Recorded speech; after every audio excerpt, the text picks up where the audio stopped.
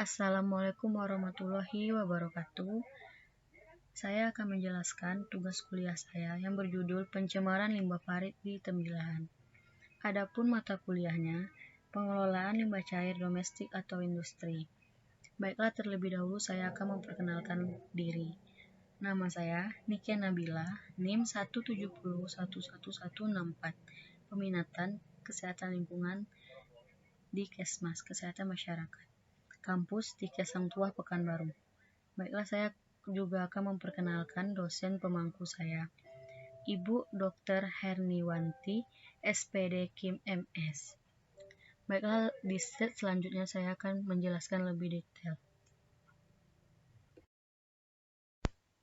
Baiklah, kita masuk ke slide kedua, foto lokasi pencemaran. Di sini dapat kita lihat sungai yang tercemar karena limbah tersebut. Di sekitar sungai terlihat banyaknya air yang tercemar dan mengeluarkan bau yang tidak sedap. Warnanya pun berubah menjadi warna terlihat seperti kotor. Di slide ketiga, penyebab pencemaran. Penyebabnya, hingga saat ini masih banyak pabrik yang tidak melakukan kajian mendalam tentang instalasi pembuangan air limbahnya. Bahkan terlihat membuang air limbah begitu saja, tanpa penjernihan air, sehingga mencemari lingkungan. Di sini karena kurang sadarnya pabrik tersebut untuk membuang limbahnya ke tempat yang layak. Zat-zat yang terkandung dari limbah akan membuat sungai tercemar. Lanjut ke slide keempat, yaitu karakteristik limbah.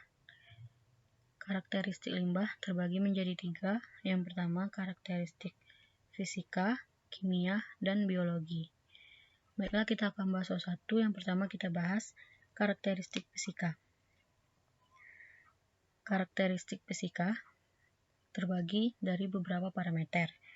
Yang pertama, total solid atau TS, merupakan padatan di dalam air yang terdiri dari bahan organik maupun anorganik yang larut.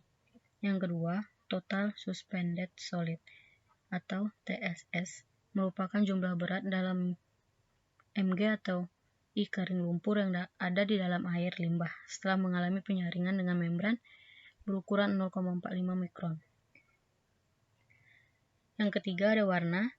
Pada dasarnya air bersih tidak berwarna, tetapi seiring dengan waktu dan meningkatnya kondisi anaerob, warna limbah berubah dari yang abu-abu menjadi kehitaman. Yang keempat,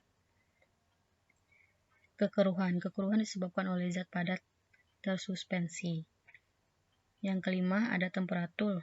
Temperatur merupakan parameter yang sangat penting dikarenakan efeknya terhadap reaksi kimia. Yang keenam, ada bau.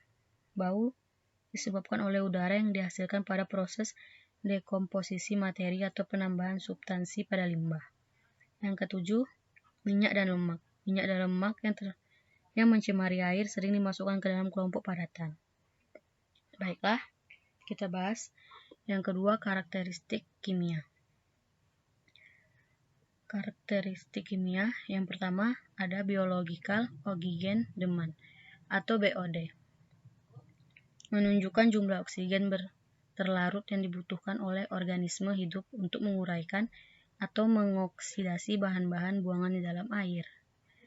Yang kedua, chemical oxygen demand atau COD, merupakan jumlah kebutuhan oksigen dalam air untuk proses reaksi secara kimia guna menguraikan unsur pencemar yang ada.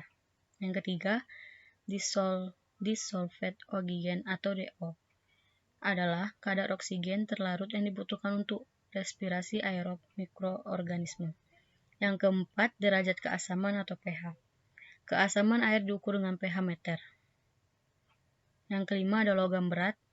Logam berat, air sering tercemar oleh berbagai komponen organik, di antaranya sebagai jenis logam berat yang berbahaya. Baiklah, kita lanjut. Yang ketiga, karakteristik biologi. Karakteristik biologi digunakan untuk mengukur kualitas air, terutama air yang dikonsumsi sebagai air minum dan air bersih. Parameter yang biasa digunakan adalah banyaknya mikroorganisme yang terkandung dalam air limbah.